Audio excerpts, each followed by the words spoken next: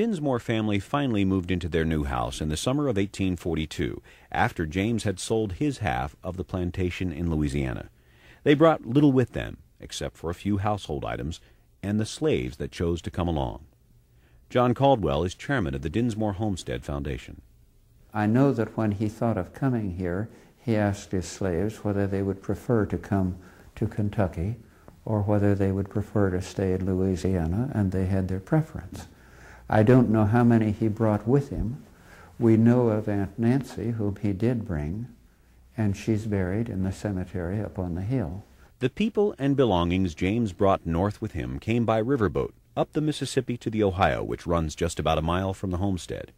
In those early years, access to the river was essential. It was easy access, and all of the crops and so forth, as well as the travel, was back and forth on the river. So if they went to Cincinnati, they took a boat up river. If they went to Louisville, they took a boat down river. If they shipped their produce, they either shipped it upriver or downriver, and it went by boat. Furniture for the Dinsmore's new house most likely came in by boat as well from nearby Cincinnati. C.C. Tuning is Associate Curator for Decorative Arts at the Cincinnati Art Museum. She has carefully examined the early furniture, most of it still in reasonably good condition. Most of it is furniture which the family probably acquired after they came to the northern Kentucky, greater Cincinnati area.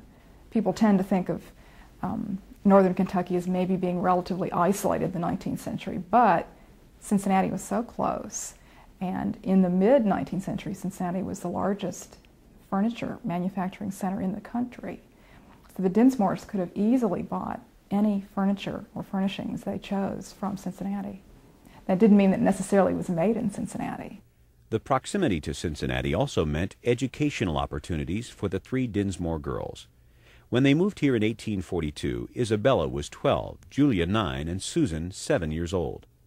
There were few public schools at the time, so the girls were taught by tutors and attended private schools in Cincinnati. Education remained a priority through each generation of this family. Martha Breasted is the last of the Dinsmore descendants to live here.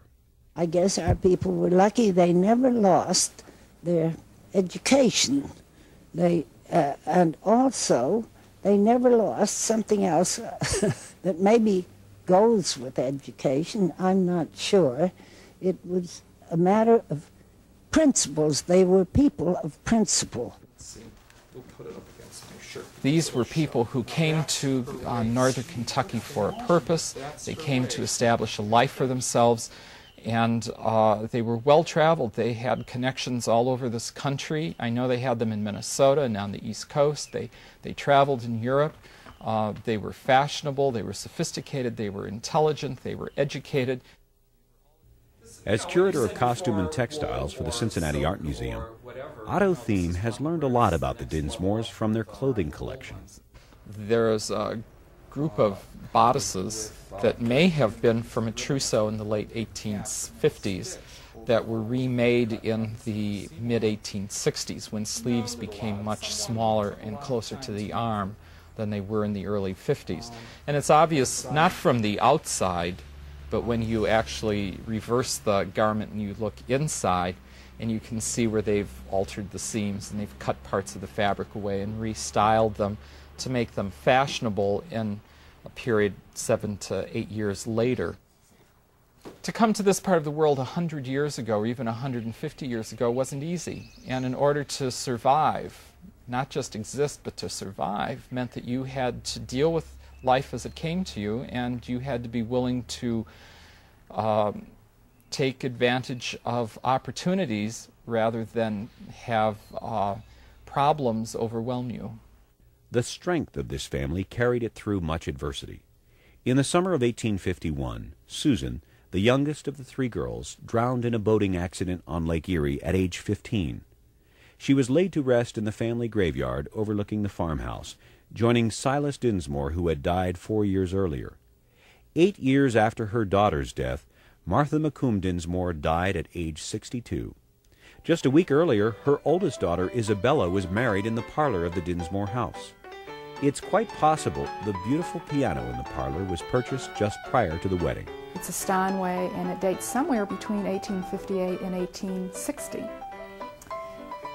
And I think it's interesting because it was a major family wedding here in 1859.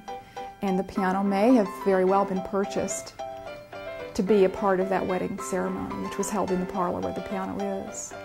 And then another family wedding in the 1880s, so I suspect it received a lot of use and was an important part of the family activities on a day-to-day basis, too.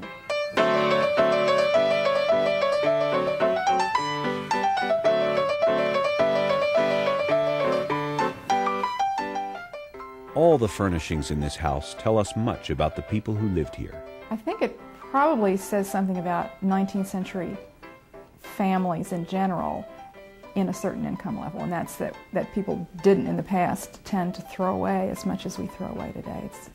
We live in a disposable society, but people tended to keep things. They may have kept, even though a chair broke, they didn't throw it away. They probably repaired it, and it still served a function. If the back broke off, they kept it, and it became a stool. The chair that's still in the house, which was Julia Dinsmore's chair, child's chair, and when the back broke off, probably from a lot of childhood jumping and romping, the family kept the chair, simply sanded off the back where the spindles had been, the Windsor chair, and reused it for years. And it's still, of course, here in the house serving as a stool now instead of a chair. They were still people of modest means. They were well-educated people. They were people who had connections with other people of means, but they still led a rural lifestyle. They were farmers. It was hard work. They were people of modest income, and the furnishings tend to reflect that, I think. When James Dinsmore died in 1872, he left the farm to his only surviving daughter, Julia. Isabella had died several years earlier after the birth of her second daughter. The girls, known affectionately as Patty and Sally, were partially raised by their Aunt Julia on the Dinsmore farm. Miss Julia operated the farm for more than 50 years, keeping excellent records. We can almost put a day-to-day history of this particular place. We know when they took out a tree. We know when they put in the Osage orange on the fence rows, because that's all been documented. That's what makes this exciting, is that we don't have to go and guess. We've got the data that tell us. Julia's writings go far beyond the practical. Her love of nature was often reflected in her poetry and in the daily diary she kept. I rode around in the big pasture and saw millions of wildflowers, spring beauties, anemones, wild hyacinths, Dutchman's breeches, and others. The grass was growing well, water plentiful. Heard the whippoorwills loud and clear for the first time this spring. Miss Julia's diary also tells us of the constant struggle she faced operating the farm. The years of hard work and loneliness took their toll. I have been so bothered and felt so discouraged today that I have been right unhappy. God grant me a happier year this next. Years earlier, a blight had ruined her father's vineyards, and his efforts to raise sheep and willows for basket weaving had been only moderately successful. Saddled with his old debts and her own frustrations, there were times when Julia thought seriously about selling the farm. I drudge and worry to no avail. I lose money and temper and hope. I feel so unlike a lady in my externals that I have no doubt I shall soon be less of a lady in reality, associating only with coarse people all against me in their own interest, and never having one day of leisure or pleasure in which I can be my own old self again.